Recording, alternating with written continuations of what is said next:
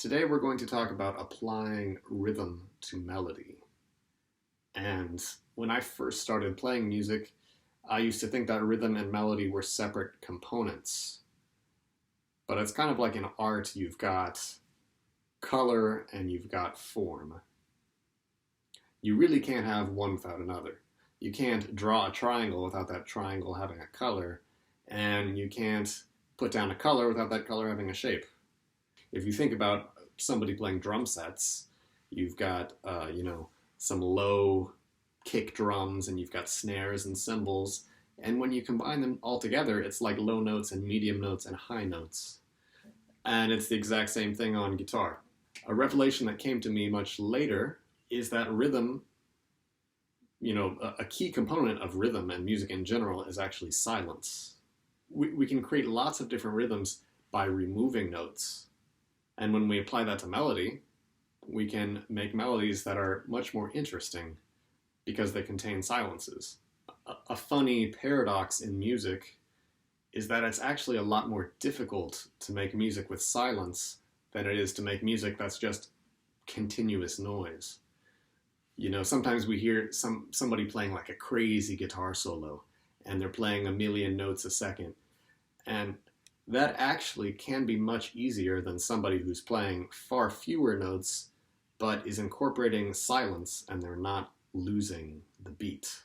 So that's one of the ideas we'll be exploring today, is how to subtract notes, how to subtract beats.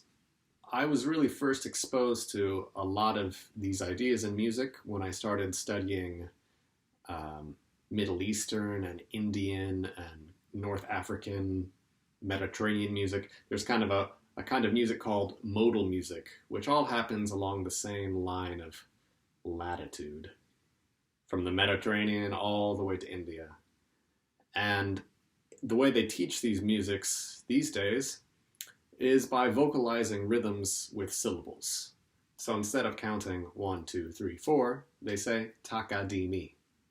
Instead of counting 1, 2, 3, they say taki da, 1, 2, taka, 1, ta. So today we're going to be working really with only those four possibilities. Taka di mi, taki da, taka, ta.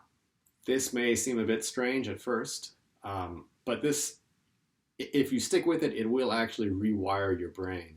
It will actually make you be feeling and hearing these syllables while you play, so that you're much more versatile and you have a great many more possibilities available to you. All of these classes, I'm breaking ideas down into small digestible chunks. So we're being very reductivist or reductionist, whatever the word is. We're breaking things down into small chunks and analyzing them and practicing them. And we're making repetitive exercises. When you actually play music, we don't want to be nearly so repetitive. But if we take the time to do these practices, then these rhythms, these melodies, these ideas will come out organically without us having to be thinking cerebrally, taka di mi, taka, taki da, taka. Right? This is something I usually do mainly for practice. And then when I'm playing, I try to just let it come out on its own. One note about all of my classes in general is, in case you didn't know, I list the classes in a playlist. If you go to the playlist section of the channel, you'll find each lesson is organized in a list, so you can choose, like this one, applying rhythm to melody, and you find lessons 1, 2, 3, 4, 5, all in a list. Makes it much easier than having to sort through and find the next class. Okay, so do follow the playlists. That will make it much easier.